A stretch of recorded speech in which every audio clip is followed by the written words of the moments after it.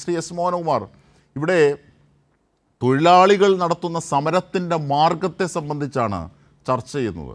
യഥാർത്ഥത്തിൽ ഈ സമരം മുമ്പോട്ട് വെക്കുന്ന, ഈ പ്രക്ഷോഭം മുമ്പോട്ട് വെക്കുന്ന ചോദ്യങ്ങൾ എന്താണ്? അതിൻ്റെ ഏറ്റവും ദുരവസ്ഥ അനുഭവിക്കുന്നത് ആരാണ്? ഈ നാടിനെ സംബന്ധിച്ച്, ഈ രാജ്യത്തെ സംബന്ധിച്ച് ഏതാണ് ഈ ഘട്ടത്തിൽ നാം ആശങ്കാകുലമാകേണ്ടത്? ഈ കേന്ദ്ര സർക്കാരിൻ്റെ ഇത്തരത്തിൽ ഉള്ള നയങ്ങളാണോ, അതോ ഇതിനെ എതിർക്കുന്ന തൊഴിലാളികളുടെ സമരമാർഗമാണോ? ഏതാണ് നമ്മളെ ആശങ്കപ്പെടുത്തേണ്ടത്? മോഹനകുമാർ, നോക്കൂ, ഇപ്പോ സംയുക്ത ട്രേഡ് യൂണിയനുകൾ, തൊഴിലാളി സംഘടനകൾ, കർഷക സംഘടനകൾ സംയുക്തമായി പ്രഖ്യാപിച്ച ഇന്ന് നടപ്പിലാക്കിയ പണിമുടക്ക്, ഞാൻ ഒരു കാര്യം കൂടി ശ്രീ മോഹനകുമാർ, ഞാൻ താങ്കൾ ഇടപെടുകയല്ല. ഇപ്പോൾ നമ്മൾ സ്ക്രീനിൽ കാണുന്ന ഈ ദൃശ്യം കോൺഗ്രസ് നേതാവ്, അതായത് ടോണി ചമ്മണി അടക്കമുള്ളവർ ക്യാൻസർ രോഗികളെ അടക്കം തടസ്സപ്പെടുത്തുന്ന ദൃശ്യങ്ങളാണ്. വഴിയിൽ തടസ്സപ്പെടുത്തിയുള്ള കേവലമായ കോൺഗ്രസിൻ്റെ പാർട്ടി സമരങ്ങളാണ്. ഇതിനെതിരെ ഒരു സിനിമാ സംവിധായകനും നടനും എതിർത്തപ്പോൾ അയാളുടെ വാഹനം അടിച്ചു പൊളിക്കുന്ന ദൃശ്യങ്ങളാണ് ഈ കാണുന്നത്.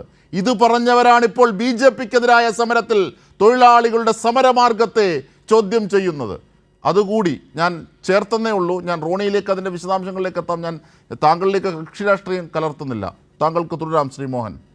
നോക്കൂ, ഇവിടെ ഇപ്പോൾ നടന്നിരിക്കുന്ന പൊതുപണിമുടക്ക് അത് ഇന്ത്യയിലെ തൊഴിലാളികൾക്കും സാധാരണ ജനങ്ങളും കർഷകർക്കും അസംഘടിത മേഖലയിലും സംഘടിത മേഖലയിലും ജോലി ചെയ്ത് ഉപജീവനം കണ്ടെത്തുന്ന എല്ലാവർക്കും വേണ്ടിയുള്ളതാണ് എന്നതാണ് ഈ സമരത്തിന്റെ എടുത്തു പറയേണ്ട ഒരു പ്രത്യേകത.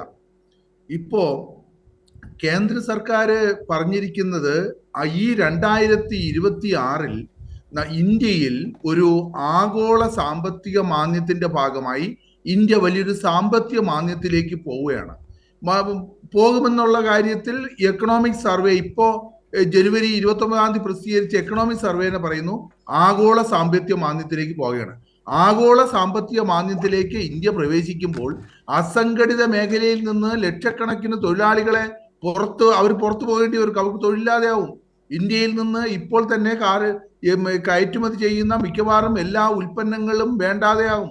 ഇത്തരത്തിൽ 2008 സബ്പ്രൈം ലെൻഡിങ് ക്രൈസിസ് കൊണ്ട് ആയിരക്കണക്കിന് തൊഴിലാളികൾ അസംഘടിത മേഖലയിൽ ഉപജീവനമില്ലാതെ പട്ടിണി കിടന്ന് ബുദ്ധിമുട്ടിയപ്പോൾ അതിനുശേഷം വന്ന ചെറിയ തോതിലുള്ള ആഗോള സാമ്പത്തിക മാന്ദ്യങ്ങൾ ഇന്ത്യയെ പലതരത്തിൽ ബാധിച്ചപ്പോൾ ഒരു തരത്തിലും ഇപ്പോൾ കേന്ദ്ര സർക്കാർ പറയുന്നത് ഞങ്ങളിപ്പോൾ ആഗോള സാമ്പത്തിക മാന്ദ്യം മുന്നിൽ കാണുന്നു.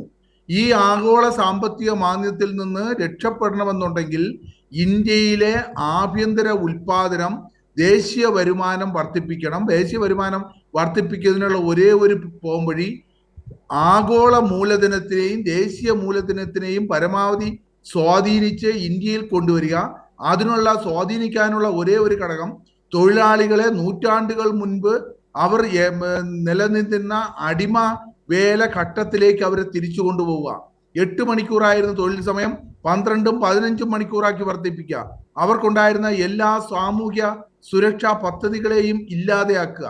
ഇത്തരത്തിൽ തൊഴിലാളികളെ ബലി കൊടുത്തുകൊണ്ട് അധ്വാനിക്കുന്ന ജനവിഭാഗങ്ങളെയും കർഷകരെയും ബലി കൊടുത്തുകൊണ്ട് പലതരത്തിലുള്ള നയങ്ങൾ നടപ്പിലാക്കുകയാണ് കേന്ദ്ര സർക്കാർ. അതിന്റെ ഭാഗമാണ് 2025 നവംബർ മാസം 21 പ്രഖ്യാപിച്ച 2019 പാർലമെന്റിൽ പാസാക്കുകയും 2020 ബീഹാർ ഇലക്ഷൻ കഴിഞ്ഞ ഉടനെ പ്രഖ്യാപിച്ച 4 ലേബർ കോഡുകൾ, ഇപ്പോൾ ഒപ്പിട്ടിരിക്കുന്ന സ്വതന്ത്ര വ്യാപാര കരാറുകൾ, ഇതിനു മുമ്പേ കാനഡയുമായി സ്വതന്ത്ര വ്യാപാര കരാർ ഒപ്പിട്ടു, അമേരിക്കയുമായി ഒപ്പിട്ടു, ബ്രിട്ടനുമായി വ്യാപാര കരാർ ഒപ്പിട്ടു.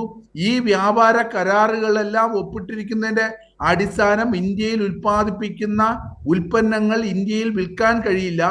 ഇന്ത്യയിലുള്ള ആളുകളുടെ വാങ്ങൽ ശേഷി പരമാവധി കുറഞ്ഞിരിക്കുന്ന കാലഘട്ടമാണ്.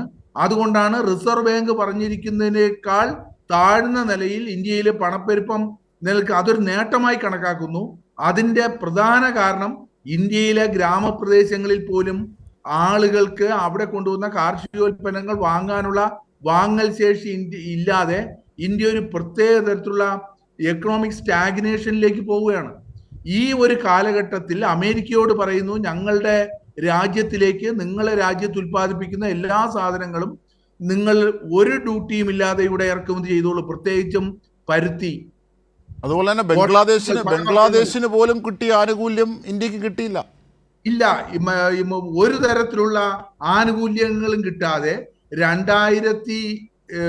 ഈ നൂറ്റാണ്ടിന് തുടക്കത്തിൽ ഉണ്ടായ കർഷക ആത്മഹത്യകൾ ഉൾപ്പെടെ തൊഴിലാളികളുടെ ആത്മഹത്യയ്ക്കും ഇന്ത്യ സാക്ഷ്യം വഹിക്കുന്ന ഒരു ഘട്ടത്തിലേക്ക് പോവുകയാണ്.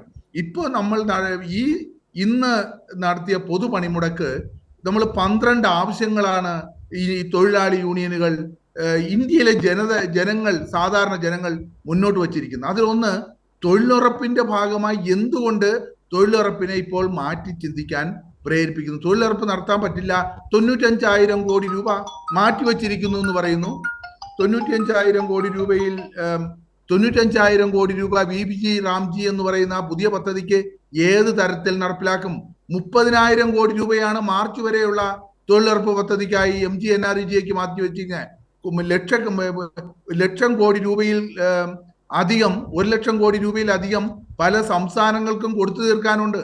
അപ്പോൾ ഇപ്പൊ കാണിച്ചിരിക്കുന്നത് 2022 കേന്ദ്ര സർക്കാർ നിയമിച്ച അജിത് സിംഗ് കമ്മിറ്റി റിപ്പോർട്ട് പറയുന്നത് ഇന്ത്യയിലെ ചില ജില്ലകളിൽ മാത്രം നടപ്പിലാക്കിയാൽ മതി തൊഴിലുറപ്പ് പദ്ധതി. ഏറ്റവും കൂടുതൽ വരൾച്ചയുള്ളതോ അല്ലെങ്കിൽ ആവശ്യത്തിന് രാജസ്ഥാൻ പോലുള്ള മരുഭൂമി ഉള്ള പ്രദേശങ്ങളിലോ, ഉത്തർപ്രദേശിന്റെ ചില ഭാഗങ്ങളിലോ, ഗുജറാത്തിന്റെ ചില ഭാഗങ്ങളിലോ ഒക്കെ മാത്രം ഇത് മതി. തെക്കൻ സംസ്ഥാനങ്ങളിൽ ഇത് വേണ്ട എന്നുള്ള നിലപാടിലാണ് ഇപ്പോൾ എത്തി നിൽക്കുന്നത്. അതാണ് അതിന്റെ ഗൗരവം അതിന്റെ ആകത്തുകയിൽ മനസ്സിലായി.